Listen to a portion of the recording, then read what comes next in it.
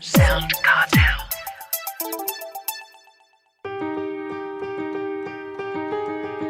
From SoundCartel, I'm Nicole Goodman, and this is Business Essentials Daily.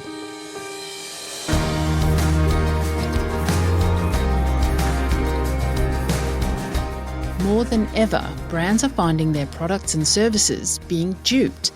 It's devastating from a revenue perspective and also puts a match to the IP and hard work spent on their development. But Rod Curtis says businesses can stay ahead. As Director, Strategy and Creative Lead at Kommunal, Brand Strategy Architects, Rod acutely understands the position these businesses are finding themselves in. Rod's explaining to Jeff Waters how doubling down on quality, innovation and authenticity can help to protect brands. Well, for the owner of those dupe brands, they'd say it's becoming more of a success. And to a certain extent, consumers around the world who have been able to enjoy the performance of a luxury brand at a cheaper price, they would say it's a good thing. And that is, if you like, that's consumerism in action. But it's got the same utility, but it's not the brand that they want to show off, is it? That's true, but there are some product categories where it doesn't seem to matter. But, dupe brands as a description is a fancy term. It's one of those terms which is kind of sounds like it's now legitimate to describe products that closely imitate an established brand at a lower price point. How has technology made this issue more profound? Well, one of the things is the ease in which consumers can communicate back to dupe brands' creators. So they only need to, and there is a well-known cosmetic organisation in Australia, which has just been sold, that their customers contact them and send them products which are luxury products and say, can you make this cheaper? And they're communicating with them over social media to do the same thing. Wow. You only need to go into one of our major supermarkets in Australia and you will find products in there which mimic the look, the feel, the colouring, the words, the general feeling behind an established brand. In Australia, our intellectual property laws are not so much very difficult, but they're difficult to access by smaller organisations and innovators. A lot of cost involved in that sort There of is a lot of cost involved. Legal issues and things. Yeah, and it's one of the ways in which you can fight back, but it is an expensive way. The things that you have to do... Yes, well, what should we do if there's somebody copying our product? The 5 things that I think are important are, the first is you've got to double down on your superior materials or craftsmanship and any innovative features that dupes can't easily replicate. So you need to emphasise quality and innovation.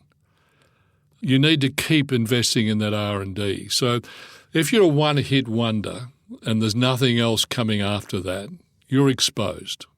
So a classic marketing technique is to not launch 100% of what I build. I will launch 50 and next year I'll launch another 25 and then the year after another 25. So you'll keep your consumer base interested. You are always ahead. New and improved. New and improved.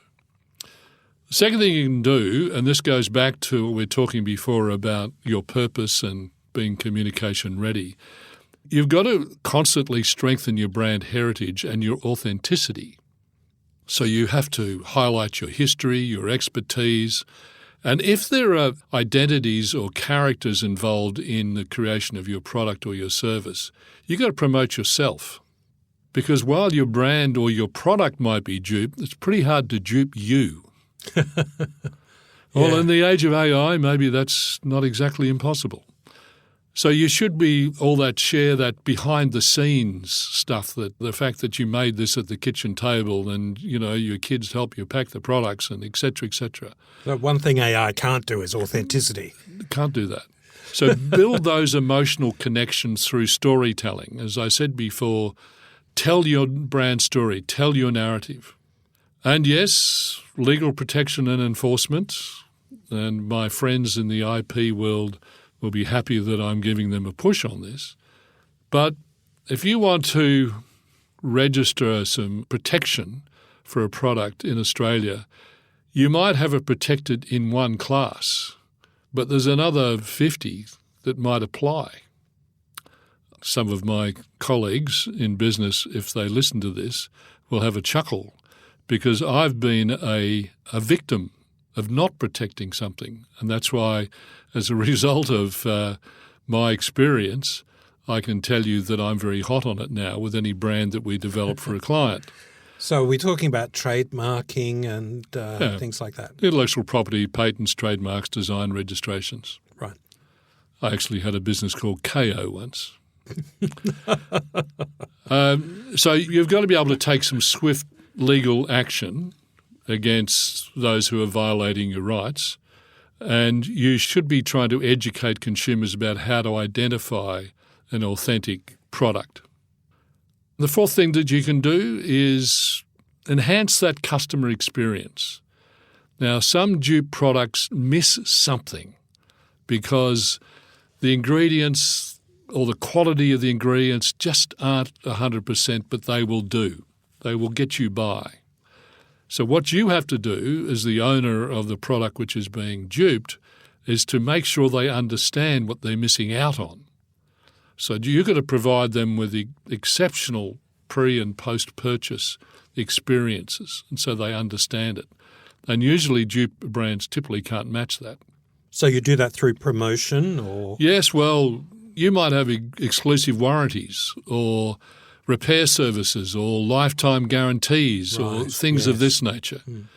And for goodness sake, if you believe in your product, spend your money on its packaging and the unboxing experience. Now, just think to yourself what it's like if you buy a new Apple or a new Google phone, and even Google, who has taken a lot of direction from Apple. They both love these white boxes. But that whole thing of unpacking it and unboxing it is part of the experience. Premium luxury brands do that particularly well. The fifth thing that you can do is build community and loyalty. So you develop loyalty programs with meaningful benefits, and usually dupe brands aren't interested in doing that. They're just there to ride the wave of success while this product is hot. Oh, yeah, right on your coattails. Just get out the other side. Yes. And the way in which you maintain those programs is, for example, exclusive access to new products or limited editions of something that you've got, which is only available to your cohort. You mentioned community as well. What do you mean by that? It's a term which we use a lot at Kommunal. Is we like to think of our clients' customer or client base as their community.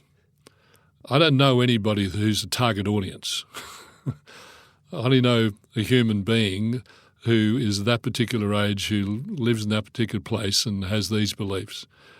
And they're part of a community. And if you treat your customer as being a member of your community, you'll provide them with a lot more meaningful experiences than if they're just a number.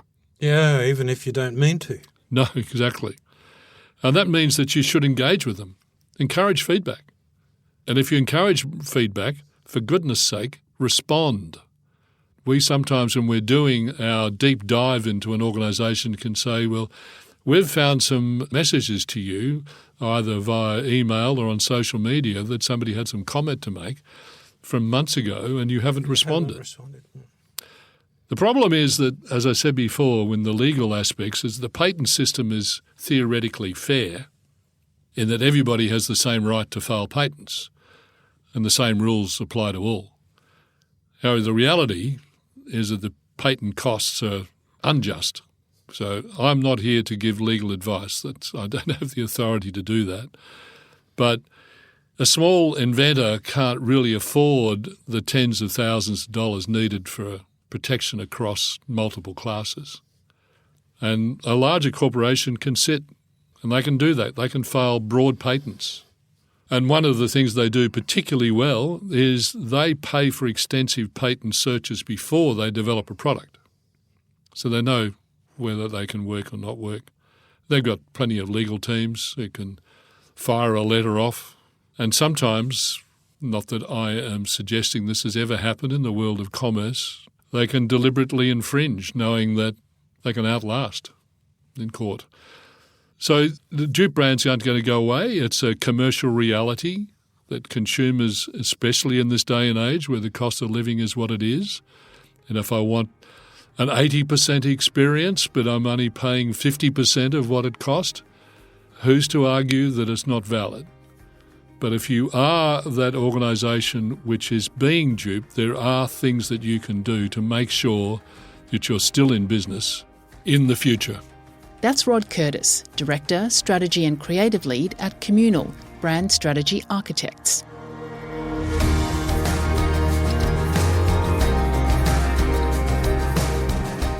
This episode of Business Essentials Daily is produced by the team at SoundCartel. Thanks for listening. I'm Nicole Goodman. We'll bring you more Be Daily tomorrow. Follow at BE Daily Podcast across social media and head to bedaily.com.au for more from the Business Essentials Daily podcast. SoundCartel.